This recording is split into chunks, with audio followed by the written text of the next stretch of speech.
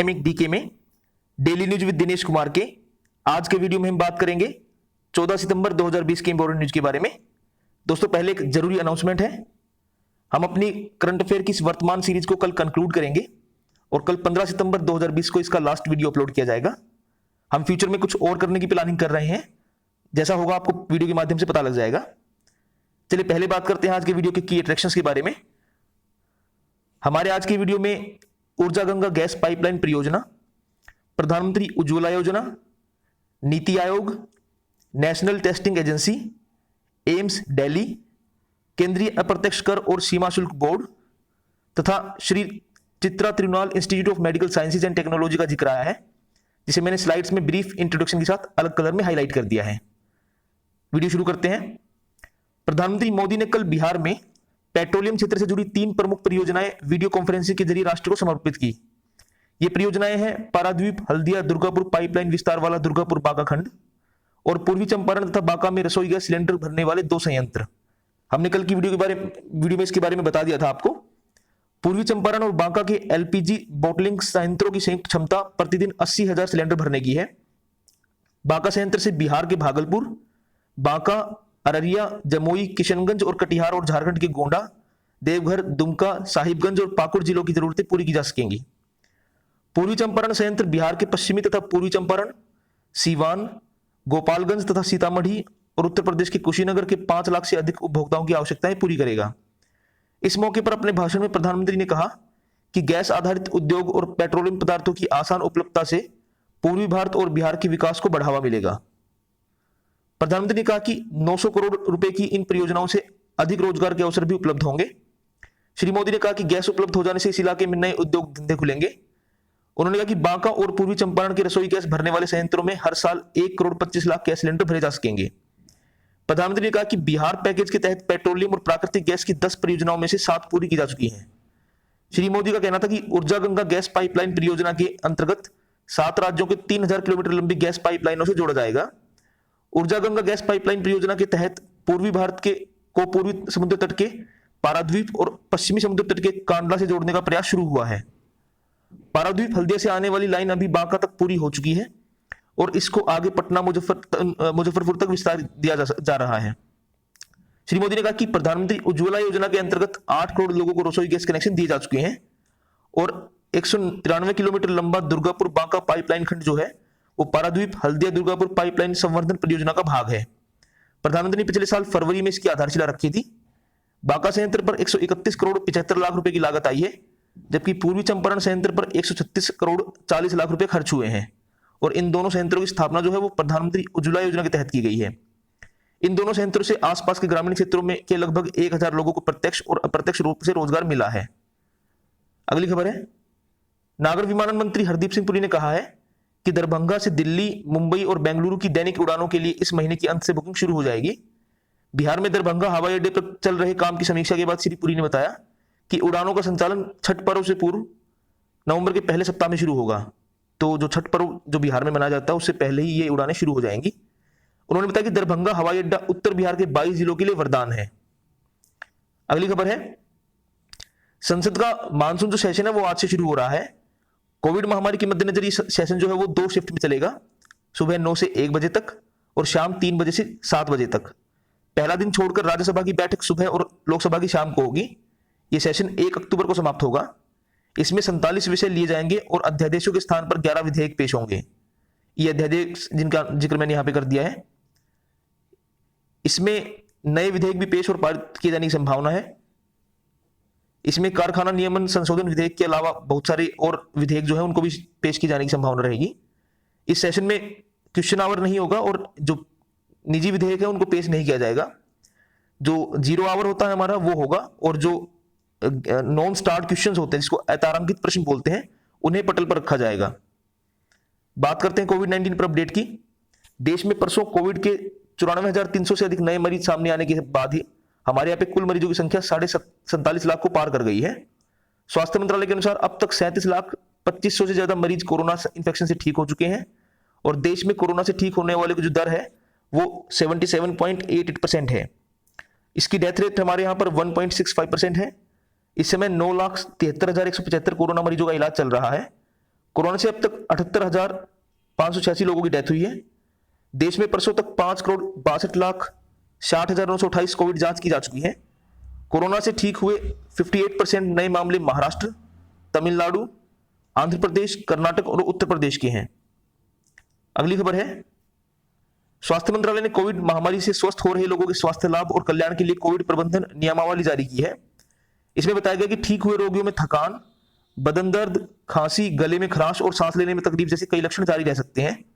इसमें कहा गया कि स्वस्थ हो रहे रोगियों को मास्क पहनने, स्वच्छता का ध्यान रखने और दूसरों के संपर्क में आते समय पर्याप्त दूरी बनाए रखने जैसे कोविड नियमों की रोकथाम नियमों का पालन करते रहना चाहिए। प्रोटोकॉल में पर्याप्त मात्रा में गर्म पानी और शरीर की जो इम्यूनिटी जो है उसको बढ़ाने के लिए आयुष दवाएं लेते रहने के लिए भी कहा गया है।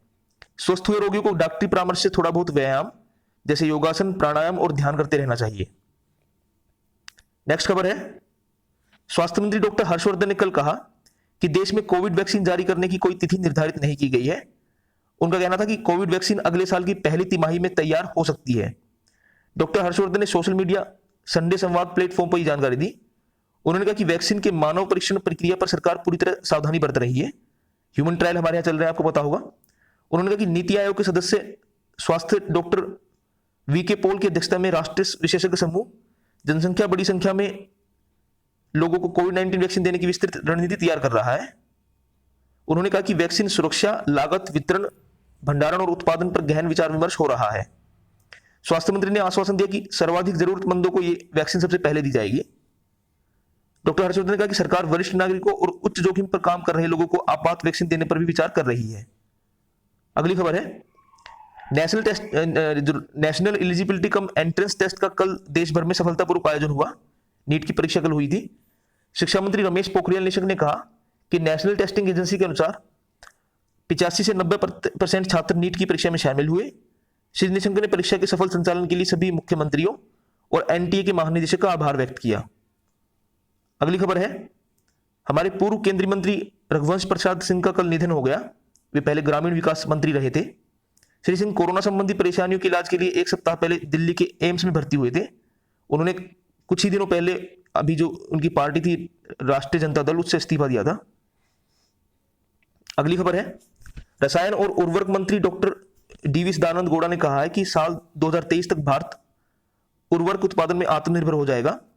उन्होंने कहा कि आत्मनिर्भर भारत अभियान के अंतर्गत देश भर में 40,000 करोड़ रुपए के निवेश से नए खाद कारखाने स्थापित किए जा रहे हैं, जिनसे आयात पर निर्भरता घटेगी।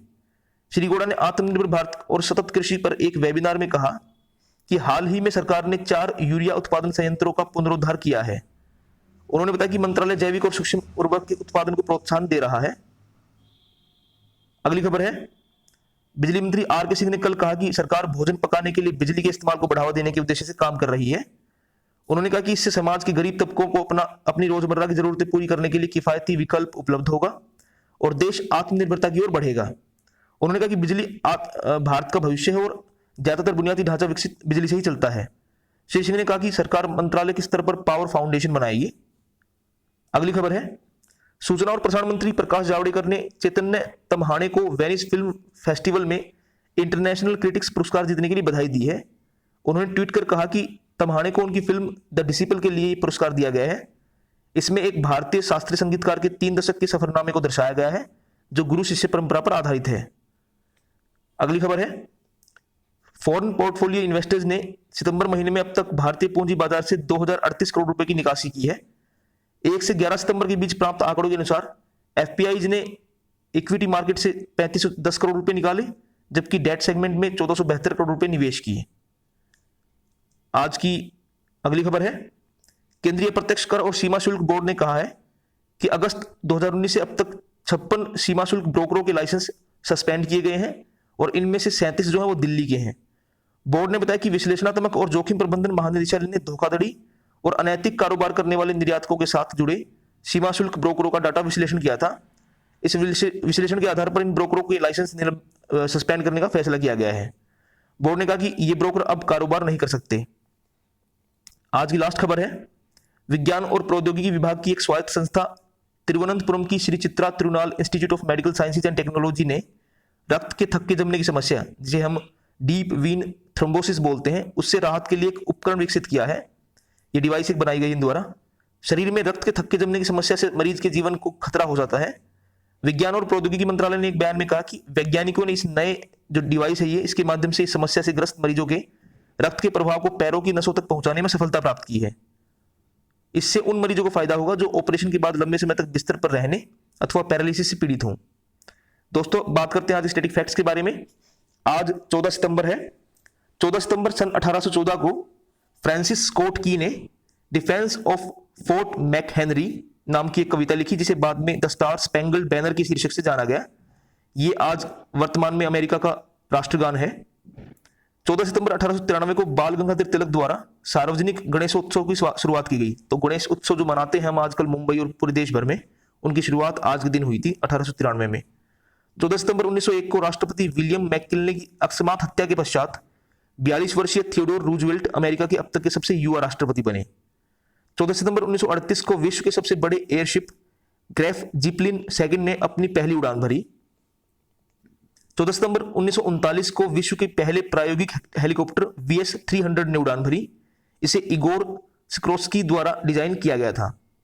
14 सितंबर 1949 को भारत की संविधान सभा ने हिंदी को ऑफिशियल लैंग्वेज के तौर पर अंगीकृत किया, इसलिए हमारे यहाँ 14 सितंबर को हिंदी दिवस के रूप में मनाया जाता है।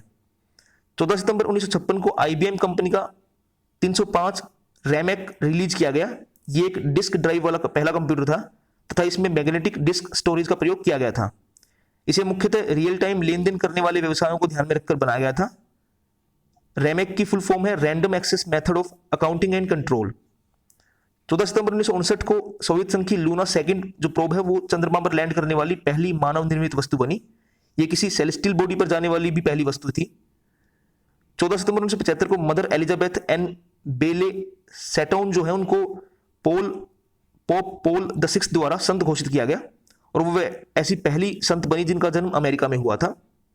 14 सितंबर सन 2000 को माइक्रोसॉफ्ट ने विंडोज ME यानी कि मिलेनियम एडिशन लॉन्च किया। ये विंडो 9X सीरीज का अंतिम ऑपरेटिंग सिस्टम था। 14 सितंबर 1774 को भारत के गवर्नर जनरल रहे लॉर्ड विलियम बेंटिंग का जन्म हुआ। उन्हें भारत में सती प्रथा के अंत के लिए जाना जाता है। उन्होंने 1829 में इसको खत्म किया था, बैन किया था इंडिया में। 14 सितंबर 1923 को प्रसिद्ध वकील और भारत के विधि मंत्री रहे राम जेठमलानी का जन्म हुआ। 14 सितंबर 1932 को प्रसिद्ध क्रांतिकारी दुर्गावती देवी, जिनको दुर्गा भाभी के नाम से जाना जाता है, उनका जन्म हुआ। 14 सितंबर 1965 को रूस के तीसरे राष्ट्रपति रहे दमित्री मेदवेदेव का जन्म हुआ। उसके अलावा 14 सितंबर को हम all India flag day for the blind इसके रूप में मनाते हैं और मैंने आपको पहले बताया था कि हम 14 सितंबर को हिंदी दिवस के रूप में मनाते हैं। तो दोस्तों ये आज की खबरें और static facts. I hope you like the video को लाइक कीजिएगा, सब्सक्राइब कीजिएगा, शेयर कीजिएगा और अगर आप बेल आइकन आपने नहीं दबाया तो please press the bell icon so that you can get the notification of all my latest videos. Thank you दोस्तों, बाय।